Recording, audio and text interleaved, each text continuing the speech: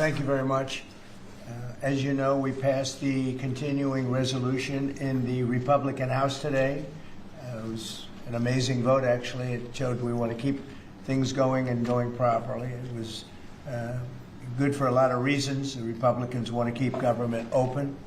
But in the Senate, we have 53 Republicans total, and we need 60 votes. That means we need Democrat votes. I want to thank Senator John Fetterman. He wants to keep the country open. We're doing so well as a country. We're doing probably better than ever before. If you look at the stock market and other indicators, we have tremendous investment coming in, record investment coming. Everything's going well, but the Democrats are unhappy about that because they don't want it to go well. I think they actually dislike our country greatly.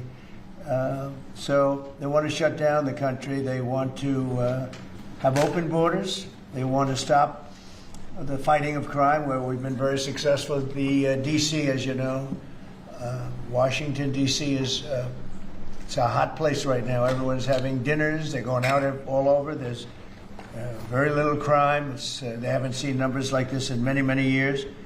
And other places, as you know, we're going into Memphis. We'll soon be going into Chicago. We've already had people out there and in there, and FBI's been there. We've brought the numbers down, but we're going to be bringing them down a whole lot.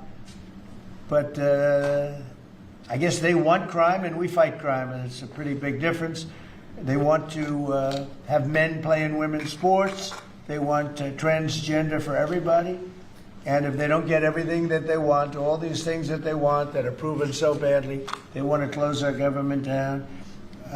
We're not going to let bad things happen to our country. We're not going to approve things that we shouldn't be approving. Just today, the House Democrats voted against condemning the political assassination of Charlie Kirk. Who could vote against that? The condemning, all they're saying, please condemn the assassination of a human being. And they said, no, then we're not going to do that. Remember this, we had an election a very short time ago. Republicans won presidential. We won the popular vote by a lot. We won all 7 swing states. We won the Electoral College by a lot. We won most U.S. counties in a total landslide. So we won most. It's a very big statistic. We won the counties in a number that I don't believe has been hit before. 2,600 counties versus 525 counties for the Democrats. So the Democrats really should start respecting what takes place at the voter booth. In many cases, it's not a voter booth because they have mail-in voting, which is a very corrupt situation. But despite that, we won in a landslide. And we have to remember, when you win the election, elections have consequences. So we'll continue to talk to the Democrats, but I think you could very well end up with a closed country for a period of time. And we'll take care of the military, we'll take care of Social Security, we'll take care of the things that we have to take care of. A lot of the things that Democrats fight for, which in many cases aren't very good things, will not be able to be paid. So we'll watch and see how they do with that. They'll have to handle their constituents pretty carefully. So we're proud to announce that we won the House. We did fine in the Senate, but we need 60 votes. So we have 53 senators, and we need 60 votes. That means the Democrats have to vote in the Senate. And I don't think they will be voting. Now, what we are doing, we're really here today to talk about something else, which is the gold card, which is going to bring a lot of money into our country, which is going to reduce taxes and lots of other good things. But we'll save that for a little bit later. Why don't we do this first, and then we'll talk about the gold card, okay?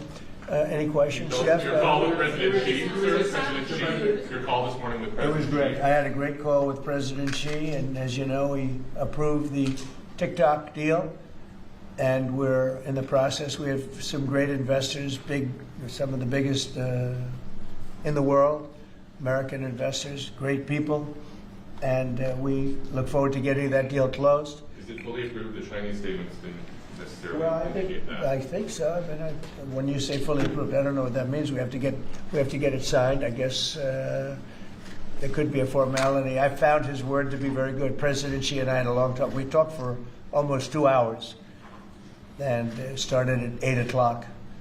in the morning. And I think it was a very good talk. We talked about trade, we talked about war, we talked about a lot of things. We talked about Russia, Ukraine, obviously, and Gaza. Talked about a lot of subjects. It was a long call, it was a good call. We have a very good relationship. But the TikTok deal is well on its way, as you know, and the investors are getting ready. And I think China wanted to see it stay open too. They wanted to see it, and I can tell you the young people in our country wanted to see it stay open very badly because, and if you take a look at my numbers, no Republican has ever done anything like we did. We got massive numbers of youth vote, and by the way, helped very much by Charlie Kirk. So Charlie was very much in favor of TikTok. He liked TikTok, and he said, you know, you should use it. And other people said that too, and I used it, and I don't know if I have I think I set records. I looked at numbers that are phenomenal. We'll pass them out to you. And it had probably a pretty big effect on the election because we won the election by a lot. So we are in a situation where in a little while, meaning a number of days, we'll probably, I don't know if you can make a deal with these people. I think these people are crazy. You know, again, anybody wants open borders and don't want to fight. They don't want to fight crime. They hate to fight crime. And in Chicago, last weekend, you had 11 people killed, murdered, and you had 28 shot. And those numbers have been pretty consistent all throughout a period of time, whether it was 4 people, 5 people, 6 people, 11 people, 12 people killed, murdered. And they don't want to spend money to fight crime. And it's not even much money, relatively speaking. It's very little. But we're going there anyway. It doesn't make any difference. We're going to Chicago. We're going to Memphis next. And we're going to clean up the crime in the cities because we have to do that. Okay? With this deal today, are you confident that the CCP won't be exerting control? Yeah, we're gonna have a very tight control. And look, it's an amazing thing that's been created. There's tremendous value with TikTok, and I'm a little prejudiced because I frankly did so well on it. You know, it got me numbers that nobody's ever even heard of before. So a lot of people want it. The young people of this country want it badly. The parents of those young people want it badly, and so we were able to work out a deal with China. And it's a very good deal for us. I hope it's a good deal for them. Would you be confident in a deal, or would you accept a deal where China controls the algorithm of TikTok? Well, it's all being worked out. We're going to have very good control. We have these are American investors, all of them, and they all love our country. They're all very well-known people, very famous people, actually, financially, and they'll have control of it. And I want to thank President Xi because he was a gentleman, and we've just had a good relationship. And we wanted a lot of people in this country wanted to be open. And again, if it weren't open, maybe, I don't know. I think we won by so much it wouldn't have mattered. But we got a lot of votes. We got a lot of Republican votes from very young people. You go ahead, Jeff. Sir, Russian jets entered Estonia's airspace today for 12 minutes. Do you see that as a threat to NATO? Well, I'm going to have to look at it. They're going to be briefing me in a short while, so I'll let you know about it tonight or tomorrow. What's your take in general? Well, I don't love it. I don't love it when that happens. It could be big trouble. But I'll let you know later. They're going to brief me in about an hour. And a follow-up on Charlie Kirk. There's been a lot of talk about free speech this week. Do you see a difference between cancel culture and consequence culture? I mean, your question's a little trick question. I'm a very strong person for free speech. At the same time, when you have networks where I won an election, like in counties, I guess it's 2,600 to 525. That's called a landslide times 2. When you have that level of popularity or voter support, as I did in the last election, and yet 97 and 94%, different numbers, you see different numbers with different stats, but 97, 94, 95, 96% of the people are against me in the sense of the newscasts are against me. The stories are they said 97% bad. So they gave me 97. They'll take a great story and they'll make it bad. See, I think that's really illegal, personally. You can't have a free airwaves. You're getting free airwaves from the United States government, and you can't have that and say, and somebody that just won an election, and I had to go through this during the election. I think it's a miracle that I can win when 97% of the stories on the networks are bad, or whatever it may be, whether it's 89, it doesn't matter. It's a tremendous number. You know it, you report it all the time, and it changes. But when you have that kind of a negative reporting, fake negative reporting, when they take a great story and they make it into a bad story constantly, that's what they do. Look, 60 Minutes took Kamala's answer and they threw it out and they gave her a different answer so that she sounded competent. When things like that happen, George Slopadopoulos from your network, right? George Slopadopoulos had to pay $16 million to me because of what he said. And that's ABC. You had to pay more than that. Your network had to pay more than that. So I think it's very sad. But I think that reporting has to be at least accurate to an extent. Again, when somebody is given 97% of the stories are bad about a person, that's no longer free speech, that's no longer anything, that's just cheating. And they cheat. And they become really members of the Democrat National Committee. That's what they are, the networks, in my opinion. They're just offshoots of the Democrat National Committee. Mr. President, Go ahead. Liam Collins wrote with Zero Hedge. People are still anticipating who your pick for National Security Advisor will be. They're worried Marco Rubio is a little overworked, and one of the reported front-runners is Michael Anton from the State Department. He's good. He's just authored the National Security Strategy. Also in the mix is Mike Flynn and Good. Steve Witkoff. Can you give us an indication? Well, they're all good. No, we'll make a decision soon. Okay. But we're doing very well. You know, I settled 7 wars, more than that, I think. But actually, we settled 7 wars. I have, we're working on Gaza, it's a tough one, but we'll get it done somehow. And we're also working with Russia and Ukraine. They hate each other so much, you wouldn't believe it. And are you President considering- Putin and President Zelensky, they hate each other to a level that you wouldn't believe. So they're having a little bit of a problem with that. And are you considering Stephen Moran for Fed chair? I hadn't thought of it too much. He's doing a great job. Just got approved. His vote was a very good one. The Fed should have done more. You know, too late. Powell is terrible. He's a terrible chair. I think he's just terrible. But despite that, we're powering through it. We have another record stock market today. We're at very, very high levels, and we're at the highest levels. So we're setting records many, many days during my administration. We've set records, and we'll see what happens with 50,000. 50,000 is a pretty big number. Never come close. We're not so far away from it. So that's because they see what's happening. Not so much what's happening exactly right now, but they see all the plants that are being built. They see the kind of investment that's going to be made. When you take $17 trillion, so Biden had $250 billion, okay? Or putting a simpler way, they had much less than $1 trillion, but they had less than $1 trillion for 4 years. I have $17 trillion for 8 months. Nobody's ever seen anything like it. And I think they're looking at that and they're saying when those plants open, right now they're being built, a lot of them, and some are starting over the next year. It takes a while, but we're getting fast permits. And when those plants get built, I don't think there'll be anything like what we're going to experience. Yeah? Mr. President, if I can, on the top subject of free speech, Ted Cruz compared Brendan Carr to a mob boss, the way he's threatening television stations and saying it's absolutely dangerous for the government to determine which speech is okay and which is not.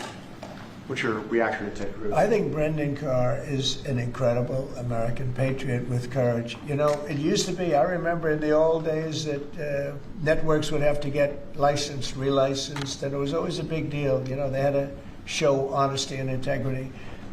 When you have a network, again, I'll use the same numbers, whether it's 90 or 94 or 97, all different numbers, but when you have networks that give somebody 97% bad publicity or 94% bad publicity, I think that's dishonesty.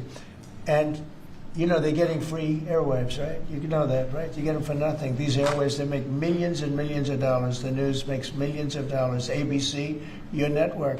I mean, your network wrote very badly about me, and they had to pay me $16 million. So you think I you wasn't have a looking right, for or that that. Brendan Carr has a right to... No, I think take away Brendan the Carr is a license? patriot. I think Brendan Carr is a courageous person. I think Brendan Carr doesn't like to see the airwaves be used illegally and incorrectly and purposely horribly. Doesn't like to see a person that won the election in a landslide get 97% bad publicity before the election. I mean, it's amazing that I won the election with that, but here's what happened. The people have given your networks no credibility. They don't give them any credibility, John. If they did, they wouldn't vote for me. They wouldn't have voted for me. When you look at, I mean, you could also say the liberal media, the liberal left, when you look at these stories and papers, but we're not talking about that. We're talking about, I assume you're talking mostly about the networks, but they have a licensing procedure, and you can read it as well. They have to show honesty and integrity. And when they take a good, well, I think the people decide. That's why I'm president. When they take a great success, like you often do, and you make it into like it's a loser, or you put a negative spin on it, I don't think that's right. So I think Brendan Carr is a great American patriot. So I disagree with Ted Cruz on that. Will you be at the UN next week? You're going to the UN? I'll be at the UN. I'll be making a speech, yes. And are you meeting any other world leaders? Many of them. And can you tell us Who are that? you meeting, Mr. President? Well, I'm meeting many of them. They're being set up. What is your goal from attending that meeting? What do you hope to get out of it? World peace. Nobody's done a better job than I've done in world peace. Nobody's settled so many wars as I have.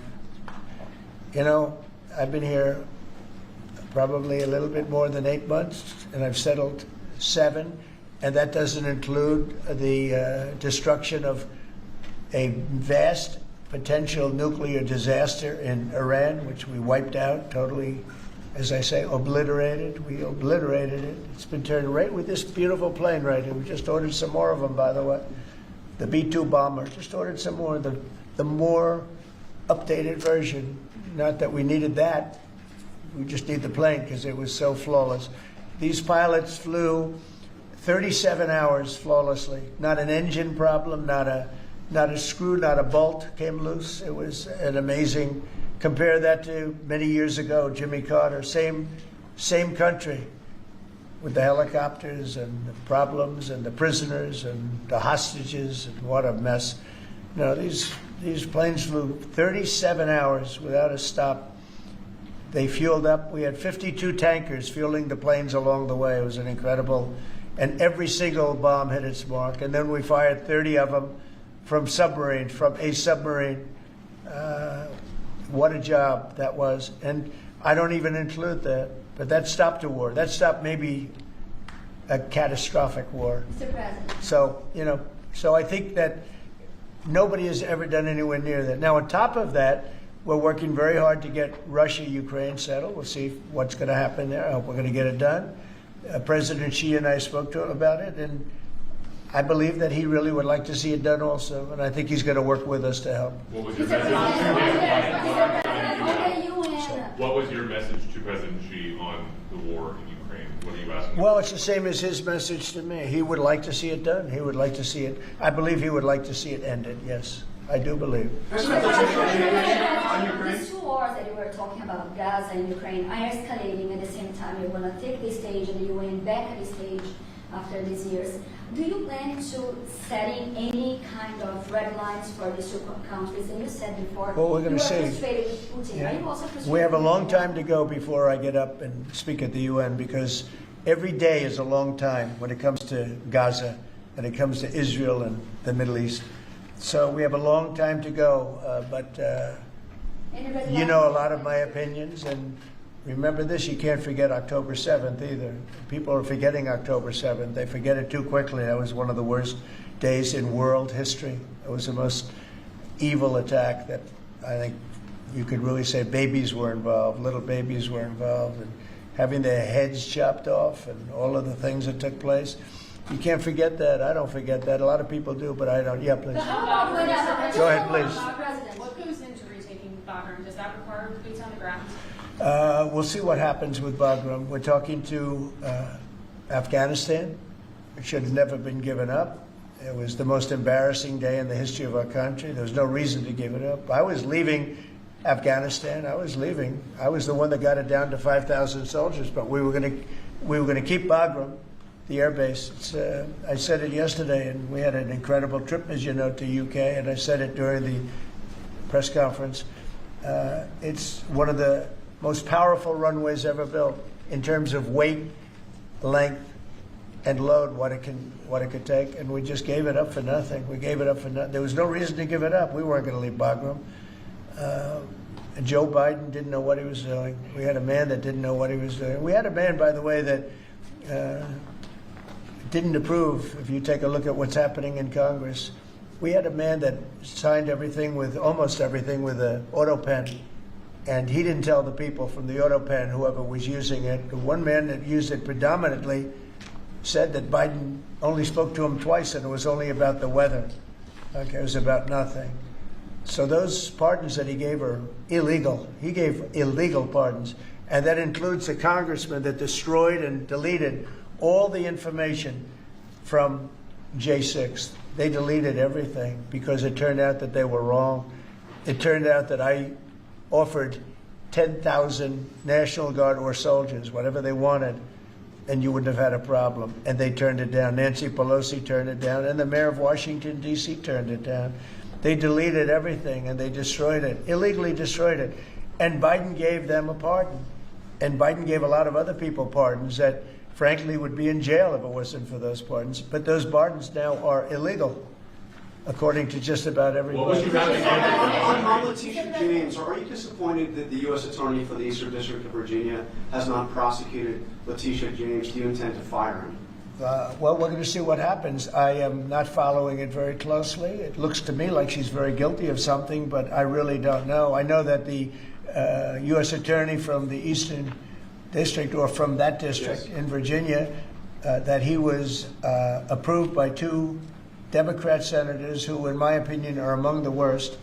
And when I learned that 2 senators, Democrats, because as you know, it's very hard with the blue slip, it's very hard for a Republican to get somebody approved if you have 1 senator that's a Democrat because of an old custom. It's not a law, it's a custom. It's a ridiculous custom. But if you have a Democrat senator, you have to get that senator approved. Well, in this case, we had 2. When I saw that he got 2 senators, 2 gentlemen that are bad news as far as I'm concerned, when I saw that he got approved by those 2 men, I said, pull it, because he can't be any good. So you want him fired? You want him out? Yeah, I want him out, yeah. When I learned that he was blue-slipped through by 2 Democrat senators in Virginia, people that would never vote for it, that people that haven't voted for us for probably years, okay, probably years. In my opinion, 2 bad guys. You know, they are Warner and Kane. 2 bad guys, bad senators too. They do a terrible job for the people of Virginia. But when I saw that he got approved by these 2 terrible people that haven't voted, they just don't vote no matter what it is, we could give them the greatest deal ever and they still wouldn't vote. And they voted for this guy. And I have other people, judges, and I have U.S. attorneys from other states where I have the same situation, and they can't get approved. So when I learned that they voted for him, I said, I don't really want him. Okay. Mr. President, No, behind you, please. Have you seen the polling, the Gallup poll out of Ukraine that shows 23%, less than a quarter, of Ukrainians actually support continuing the war against Putin? We saw the European leaders come here and try to say the world is united for the war effort, but Ukrainians have war fatigue themselves. Well, I don't blame them. Your thoughts on it? I don't blame them. It's a war that never should have started. It's a war that never would have happened. If I were president, that war never would have happened, ever. That's a disgrace that that war happened. And they're losing anywhere from 5,000 to 8,000 people a week on that war, which is the worst since the Second World War. That's a war that should have never happened. And have you considered... Would have never happened. And it didn't happen for 4 years. When I was here, it didn't happen. Go ahead. Have you considered cutting funding, even promises made by the Biden administration? Well, we're not spending any money on the war. You know, we're being paid for everything we said. Unlike Biden, he gave them $350 billion. And it's just, it was shocking. We're not spending any money on the war. The war is being funded by NATO. NATO is buying our equipment. In fact, I don't want to make money on that war. I don't want to, but we are actually making money on that war because they're buying our equipment, as you know. But NATO, as you know, and very important, is funding the entire thing. They're paying for the missiles, for the tanks. They're paying for anything that's sent over there. It goes to NATO, and then NATO does what they want with it. In this case, I guess they give it to Ukraine. It's a very sad war. It's a war that never should have happened. Mr. President. Go ahead, please. With regard to TikTok, could you tell me, is the U.S. government going to take a board seat in the company, and will the U.S. government A what? get a board seat within the company? Well, we're going to announce that. Are you talking about TikTok? Yes, Yeah, TikTok. we're going to announce it. But it's a great deal for our country. It's a great deal for all of the young people in the country that wanted it, and people generally. I was happy with it. Look, I wasn't a fan of TikTok, and then I got to use it, and I became a fan, and it helped me win the election in a landslide. So I think that it's a deal that's going to be great. And it's also controlled by very powerful and very substantial American people. By the way, all American people. Yeah, please, behind. Go ahead, please. Mr. President, question from Newsmax. Last year, before you took office, there was an estimated 6.8 million men not actively seeking work of prime working age. So if you and Secretary Lutnick could talk about the efforts your administration is taking to help our American gentlemen get back to work. Yeah, well, what we're doing is they're building plants all over the United States, and frankly, because of tariffs, we're taking in trillions of dollars. And countries that have ripped us off for years, and everyone knows this, countries that have ripped us off for years, like nobody's ever been ripped off before, they're now having to pay up. They're paying a lot of money to America, and we're reducing taxes with that money, and we're doing things that we were never able to do before. So it's you're going to have a lot of jobs. The jobs are being created right now, and the tariffs are protecting our country. And we didn't use, tariffs were used against us, but we didn't use them against others. But we're really better at it than anybody else, and we will have taken in trillions of dollars. Nobody's ever seen anything. Even people that were against the tariffs, now they see the way they're working. And by the way, with no inflation, with no problem, we're just building up cash, and we're using that cash to reduce taxes, reduce debt, and other things. It's a great thing to watch. And your honest reporters are saying they've never seen anything like what's happening. Our country is becoming very rich again only because of tariffs.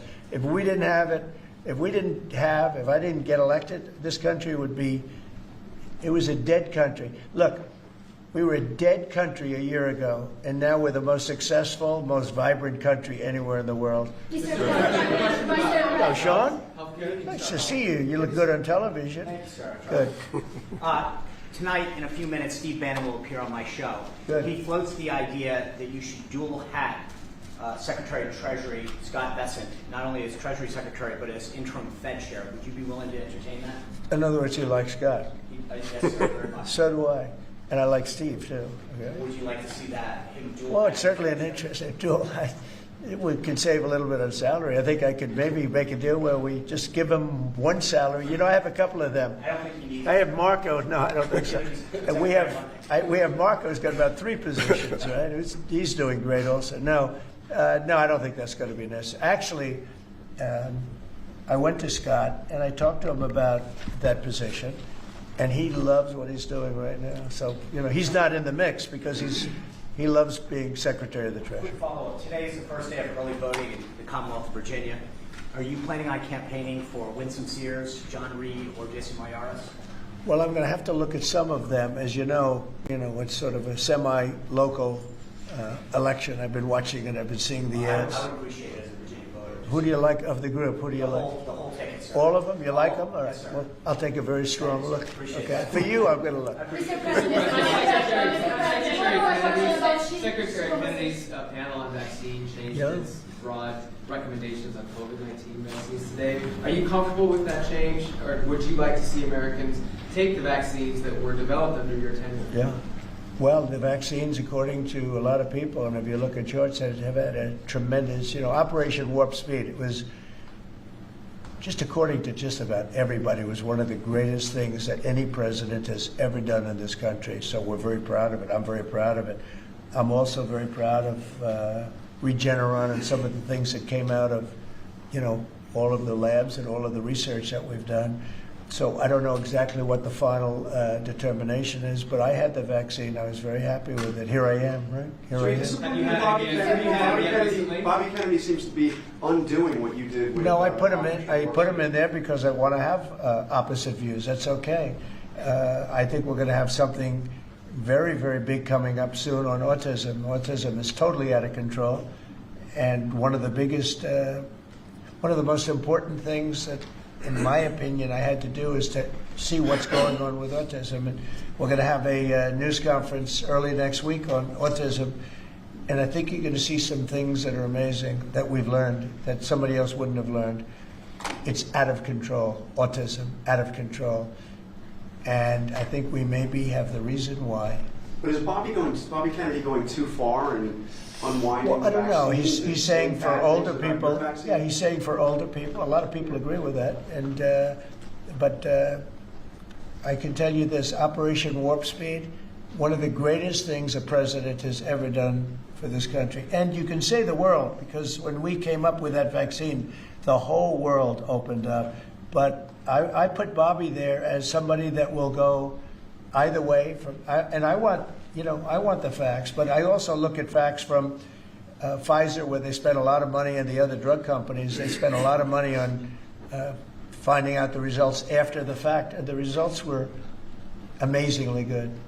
Mr. President, Yeah, please. I'm wondering if you've seen the video put out by former Israeli hostages addressed to you. One is a widow of one that died, and these are people who were freed thanks to you. But they're actually encouraging you to force a ceasefire, force Netanyahu to a ceasefire, and they didn't address it to him because they think you're the one who might actually listen to them and get it done. They're worried that the hostages who are still there are more at risk if the war continues. Well, they might be. They also, maybe they'll be freed because of that. You never know how it's going. Look, war, I was saying, yes, war, a lot of strange things happen. A lot of results take place that you would never think were going to happen. As you know, I was able to get most of the hostages out. We're down to 20, and we have 32 dead people. You know that. We have 32, maybe more, 38, but between 32 and 38 people that were dead, mostly young people. And I've dealt with some of the parents. And we got all our Americans out, as you know, but now we're talking about mostly Israelis. But I dealt with parents, I spoke to parents, and they want the body of their son, I believe in almost all cases sons, but they want the body of their cherished, beautiful son. They want the body back as much as though he were alive. It's so sad to see. But I've dealt with the mothers and fathers. Please, sir, please, the body of my son. They know he's dead, and they just want him back. They want him back as much as though he's alive. I mean, it's very terrible, and we have very close to 40 bodies that are included in the whole thing. But we have 20, probably 20 that are living. It might be a little bit less because a couple of things. Look, young people don't die, okay? They just don't die. And they can take a lot, but a lot of people died in these horrible tunnels. They're mostly in the tunnels. I know a lot about it. I got them out.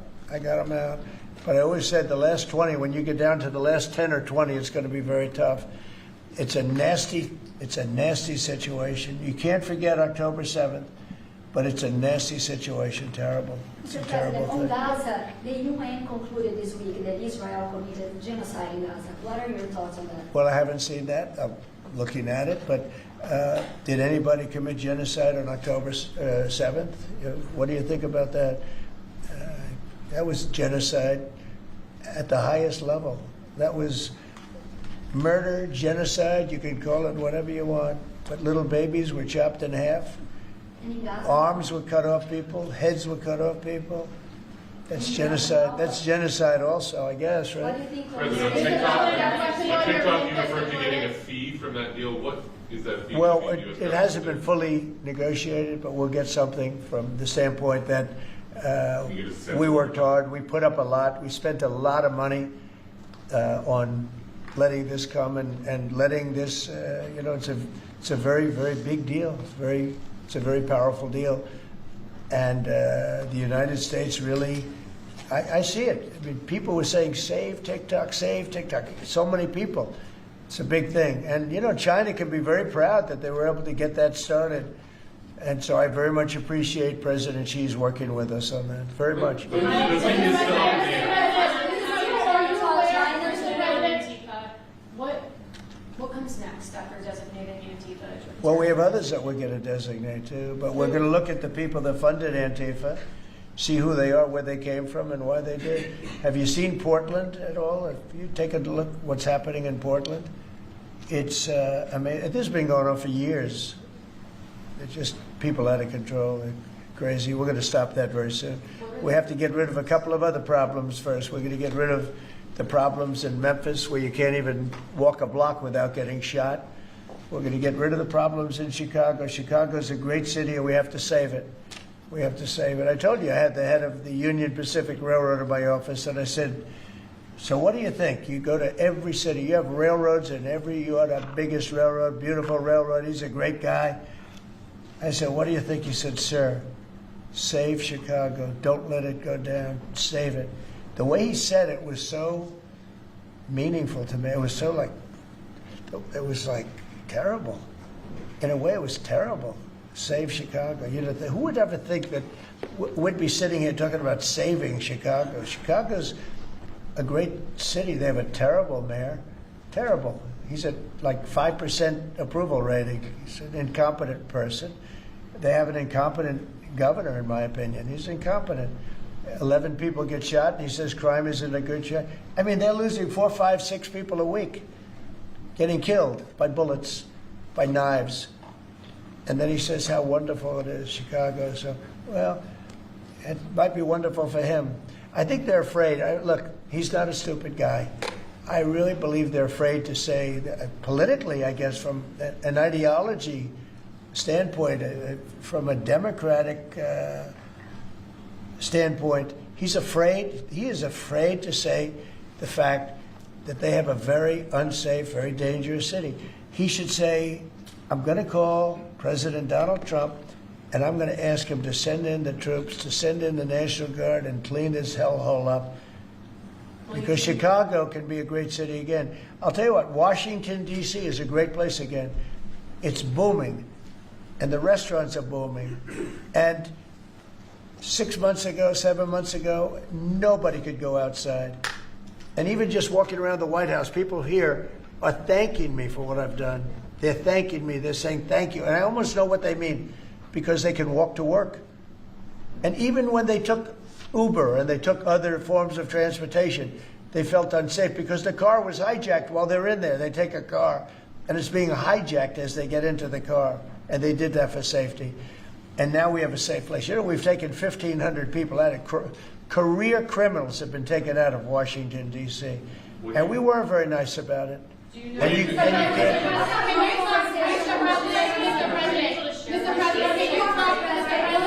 about rail merger? Did you discuss it with the Union Pacific? I did discuss it, and I don't know. I don't want to make a comment on it, but Union Pacific is a great railroad, and they want to add a railroad that had a mistake at a place very close to my heart. A lot of people say that that was a place where I got off to a very good start. It was a rough thing that happened. Well, they're trying to buy that railroad that had the problem. And it sounds good to me, to be honest with you. Sounds good to me. I'm a very big fan of the head of the railroad, the head of the Union Pacific. He started as a very low on the totem pole, started his job very low and became the chairman of the company. over a 45-year period. But I asked him about different cities. He said, St. Louis is tough. We try, he sort of stops at many of them. Mr. President, New Orleans. We have to save New Orleans. Mr. President, when are you going to give We're going to be going into New York too. Yeah. Mr. President, And we're going to be going in quiet.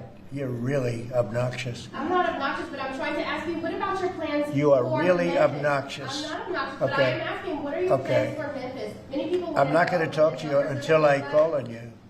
What are your plans So, for Memphis? who else? Yeah, go ahead. Yeah, I just want to settle this free speech question, because you said that you restored free speech in America. Yeah. Is that free speech including for people who are harshly critical of you, for your political opponents, for people who say things you don't I've like, become immune treat to you it. unfairly? I've become immune to it. There's never been a person that's had more unfair publicity than me, and that's why your network paid me $15 million, or $16 million, I believe, to be exact, George Slopadopoulos, and that's why CBS paid me a lot of money too.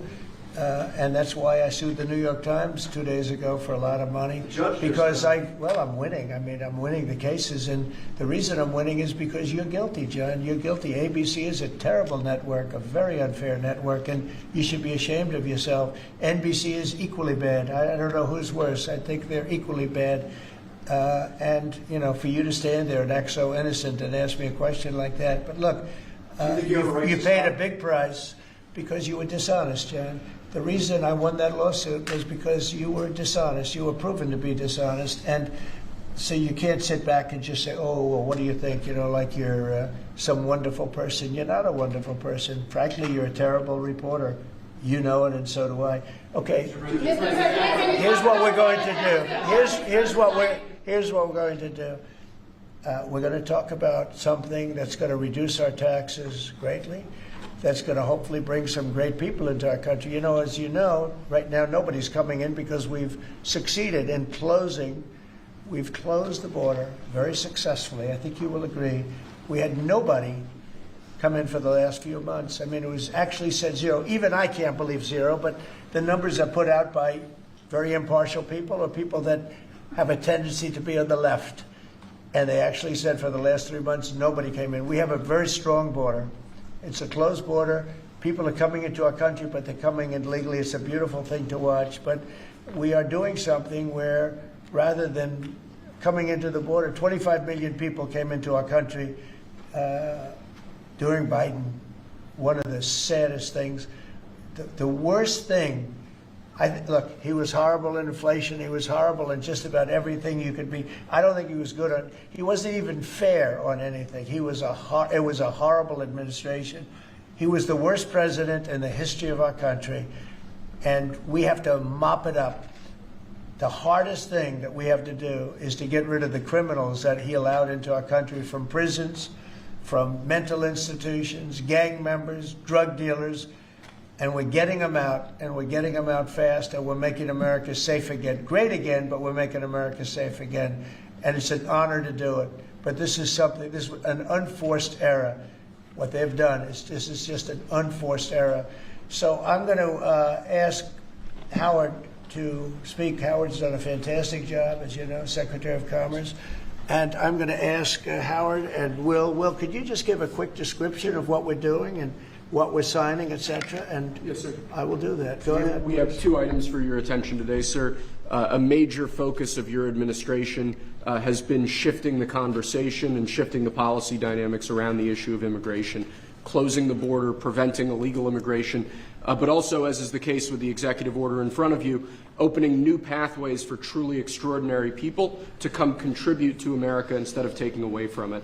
So this executive order is entitled the Gold Card. It will set up a new pathway, a new visa pathway for foreigners of extraordinary ability who are committed to supporting the United States for a payment of $1 million to the U.S. Treasury, or if a corporation is sponsoring them, $2 million by that corporation, and that will give them access to expedited visa treatment as part of this new Gold Card program. And one of the biggest problems we have is that people, they go to the best schools and they do great and they get great marks, and then they're thrown out of the country. You're not allowed to stay. This way, a corporation will be able, sort of like a signing bonus in baseball or football, a corporation will be able to get them to stay in the country. And I think it's going to be tremendously successful. Howard, would you say a few words about it, please? Sure. So historically, the employment-based green card program let in 281,000 people a year. And those people, on average, earned $66,000 a year on average, and they were 5 times more likely to go on assistance programs of the government. So we were taking in the bottom quartile, below the average American. It was illogical. The only country in the world that was taking in the bottom quartile. So what we are doing now is we are going to stop doing that. We're going to only take extraordinary people at the very top. Instead of people trying to take the jobs from Americans, they're going to create businesses and create jobs for Americans. And this program will raise more than $100 billion for the Treasury of the United States of America. Which we'll use for cutting taxes and paying down debt. We think it's going to be very successful. Essentially, we're having people come in, people that in many cases, I guess, are very successful or whatever, and they're coming in, they're going to spend a lot of money to come in, they're going to pay as opposed to walking over the borders, and they may come from jails, prisons, and everything else. These people don't. They're very productive people. And they're going to pay $1 million. A corporation is going to pay $2 million. And it's going to raise billions of dollars, billions and billions of dollars, which is going to go to reduce taxes, pay off debt, and other good things. So I think it's going to be very successful. Mr. President, what? Big techs, are the big techs on board with this decision? I wish you'd speak more clearly. I really do. Give it to me again. Are the big techs, the CEOs, on board with this decision? Big techs? Tech companies. Big tech companies. Yeah, big tech. Yeah, it's big tech. It's every company. It's big tech. It's big tech. It's big everything. Okay, it's a company. I said it's not a tech company. It's tech companies and everything else. It's companies having a hard time getting people to be able to stay in the country. It's very difficult. Now, if you want to walk through the border, you can have no problem. People say, well, the best way to come in is walk right through the border. But they can't do that anymore because under our administration, the border is totally closed. You can only come in if you come in legally, and that's the way it's been, and that's the way it should be. And we're taking a lot of people out of the country that are here from prisons, from jails, from mental institutions, and even insane asylums, people that are crazy. We're taking them out of the country. We're getting them out of the country because you can't have a country like that. And I tell you, Christie and Tom Holman and all of the people that have worked so hard on this, they've done an unbelievable job. And I think we're getting great marks for it. People feel safe. Washington, D.C. is just the beginning. We brought the numbers down in Chicago a little bit by having the FBI in there for the last 5 months. We brought the numbers down in Memphis a little bit, but now we're going for the big one. Now we're going to go for the big one. But we set ourselves up very well in Chicago, Memphis, New Orleans a little bit, going in early just to see what was happening. We study it. We're studying the site. It's sort of like war. I mean, I hate to tell you, it's like war. Some of these people are really bad. They're really, really sick people. They're dangerous people. They're killers. They're murderers, drug dealers, and you can't have it. You can't have a country like that. It's so beautiful to see at Washington, D.C., that people are walking down the middle of the street and they're going to restaurants, and you are too. And half of you were mugged. I mean, I don't know if she's here now. I don't see her, but some people were badly mugged that were reporters.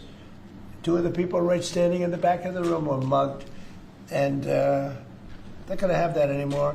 And if you look at the crime stats in Washington, D.C., you have a safe place again. They were afraid to go to a restaurant because the restaurant would be held up while they're having dinner. And so they'd be mugged going there, and assuming they escaped the mugging, they go to the restaurant and then they're held up. This is how bad it's been. Yeah. Follow up on the visa question. I think this may be the next thing that you're signing, but for the H-1B visa action that you're doing, that's going to be next. We'll talk about that. You're very close to the technology CEOs. Are they concerned about that? I think they're going to be very happy. Everyone's going to be happy. And we're going to be able to keep people in our country that are going to be very productive people. And in many cases, these companies are going to pay a lot of money for that. And they're very happy about it. Okay, we'll talk about that next, all right? Okay.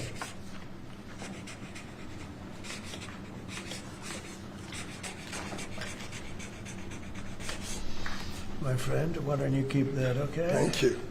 Done such a good job. Okay. That's phase one. John, are you happy? Take.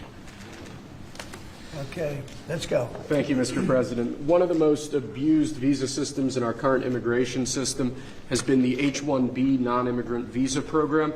This is supposed to allow highly skilled laborers who work in fields that Americans don't work in to come into the United States of America. What this proclamation will do is raise the fee that companies pay to sponsor H-1B applicants to $100,000. This will ensure that the people they're bringing in are actually very highly skilled and that they're not replaceable by American workers. So it'll protect American workers, but ensure that companies have a pathway to hire truly extraordinary people and bring them to the United States to work. We need workers. We need workers. We need great workers. And this pretty much ensures that that's what's going to happen. I think, Sean, do you agree with that? Well, they're $100,000 per year. So the whole idea is no more will these big tech companies or other big companies train foreign workers. They have to pay the government $100,000, then they have to pay the employee. So it's just not economic. If you're going to train somebody, you're going to train one of the recent graduates from one of the great universities across our land, train Americans, stop bringing in people to take our jobs. That's the policy here, $100,000 a year for H-1B visas, and all of the big companies are on board. We've spoken to them about the gold card. They love it. They love it. They really love it. They need it. Go ahead, Sean. Mr. President, it seems like there's two categories of visa programs. The H-1B, that a lot of people believe take American jobs, and then the gold card and programs like EB-5 that add value and jobs to America. Is that sort of how you look at the visa program? Well, ideally, look, if somebody's got the people, they're not going to want to spend $100,000 as an example in your second category. So it's not taking jobs. And we need certain jobs. We need certain skill jobs that we don't have. But they won't be taking jobs because, you know, ideally the people aren't going to want to, they're not going to have. Investing in America. Right, that's right. So that's what I'm asking. They're really investing in in America. America. You have two categories. One, the Secretary of Defense, the gold card and EB-5 that create jobs, add investment, and there's other ones that seem to take, you know, whether it's a J1 and O or an H-1B that take U.S. jobs. Yeah, it's pretty correct. I mean, I would say that's a correct assessment. But the main thing is we're going to have great people coming in, and they're going to be paying. I mean, it's wonderful to say, oh, gee, we took in 25 million people that, look, many criminals, jails were opened from Venezuela, from many other countries, and they were let out of jail and poured into our country, our poor country, how it suffered with this stupid president that we had and the stupid people that surrounded him right around this desk, these liberal, crazy people that have destroyed, they could have destroyed. If we didn't win this election, our country would have been dead. Our country was dead. Think of it, and I've said this, man. The king of Saudi Arabia said, your country was dead 1 year. They thought it was dead. This country couldn't have survived another year of those people running it. And now we have the hottest country anywhere in the world. Think of that. And this is going to help. And we're taking in hundreds of billions of dollars. This will be taken in, the gold card will be taken in hundreds of billions of dollars. And companies will be able to keep some people that they need. You know, they need people of expertise, great expertise. And I think it's going to be a fantastic thing. And we're going to take that money and we're going to reduce taxes. We're going to reduce debt.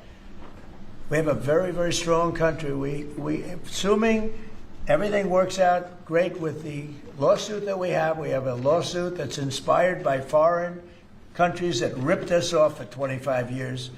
But assuming we win that, we hopefully win it. It's in the Supreme Court of the United States.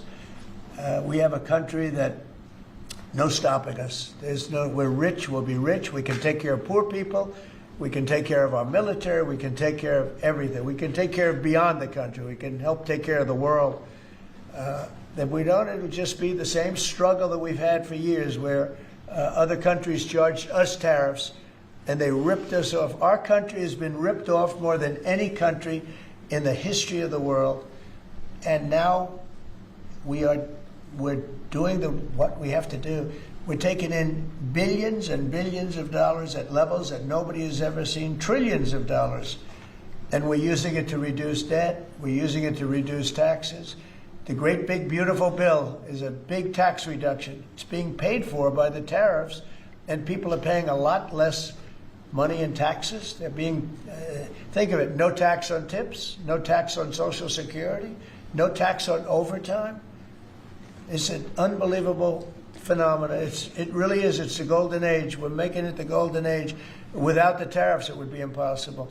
And China, for years, charged us tariffs, and they continue to do it, and so do other countries. Most countries, they charge us. They were ripping. Look, the European Union, as you know, I get along very well with them, but they ripped us off so badly. Nobody's ever seen anything. Now, the European Union is paying us $950 billion, and they're paying us $750 billion to buy our energy, and they're okay with it. They signed the agreement. You know, it's not like anybody forced them to do it. They're okay with us. Tariffs are making our country very rich again, and we'll be able to take care of our debt. We'll be able to take care of our taxes, lower taxes. We'll be able to take care of Medicare, Medicaid, Social Security. We're going to be a rich country again. Without tariffs, we'd be in very big trouble.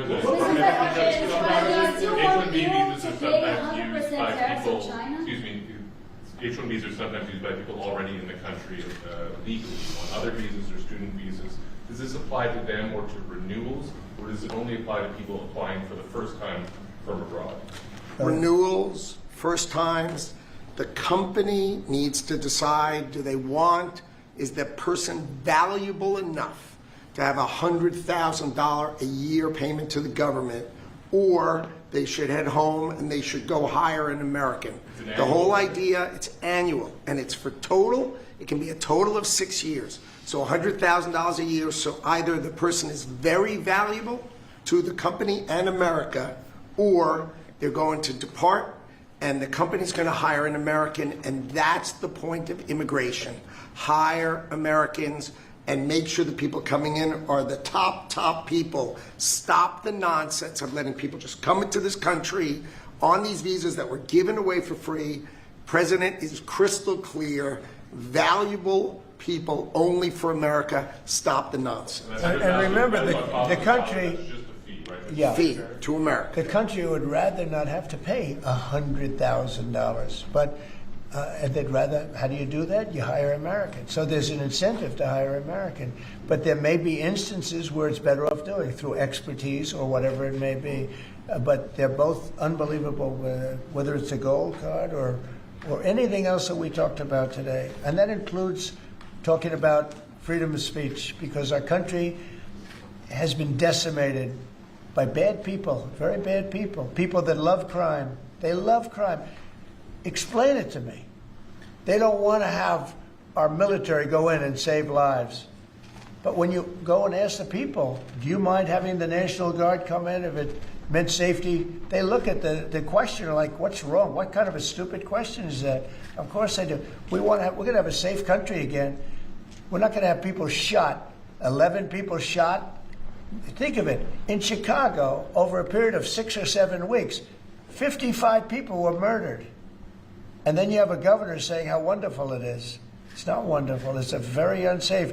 There's not a place in the world. You go outside, you go to Afghanistan, you go to different places all over the world that you hear about. It's 20% of what's happening in places like Chicago.